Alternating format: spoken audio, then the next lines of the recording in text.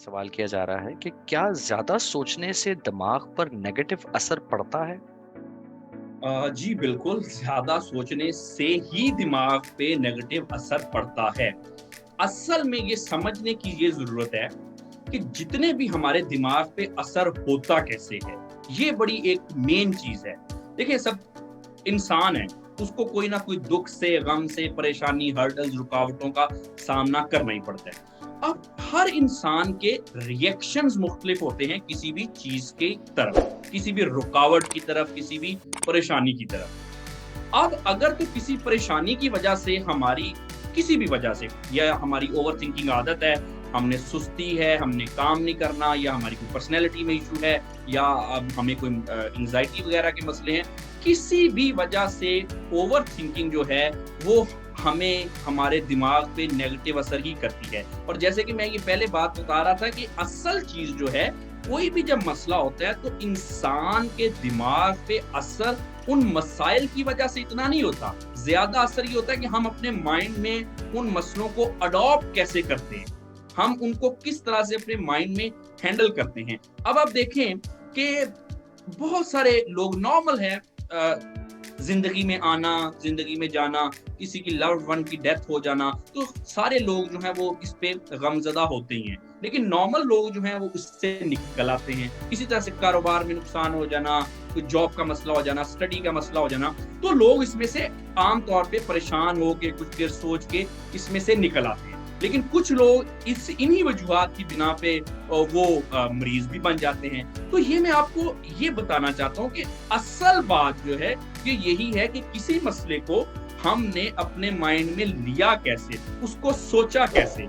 मसला है एक, जब तक वो रिजॉल्व नहीं होता वो आपको तंग करता रहता है। अब रिजॉल्व हम दो तरह से मसले करते हैं, या तो उस मसले को ही रिजॉल्व कर लेते हैं, लेकिन बाज़ का जिंदगी में ऐसे मसले होते हैं कि जिनका कोई फौरी हल नहीं निकलता, तो फिर हम उनको अपने जहन में मैनेज करते हैं।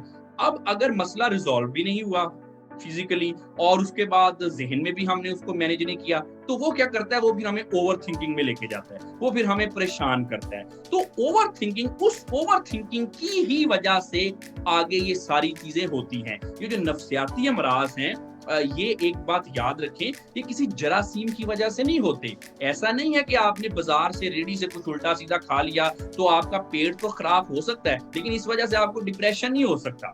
ऐसा नहीं है कि अगर आपने आप अपने खाने का आपने ख्याल नहीं किया तो उसकी वजह से शायद आप फिजिकली तो वीक हो जाएं, लेकिन ये नहीं हो सकता कि उसमें आप ओसीडी में चले जाएं या आप स्किज़ोफ्रेनिक हो जाएं। तो ये जो ज़हनी अमराज होते हैं, इसमें इंसान का अपना अमल दखल बहुत ज्यादा होता है, और अपने अमल दखल से जो मुराद है वो सबसे बड़ी बात ही थिंकिंग की है। अगर आपकी थिंकिंग ठीक है, आपको की ऐसी पर्सनैलिटी है कि आप इसको मसलों को प्रोसेस कर लेते हैं अपने माइंड में, तो फिर तो आपको मसले नहीं होंगे। ऐसा नहीं है।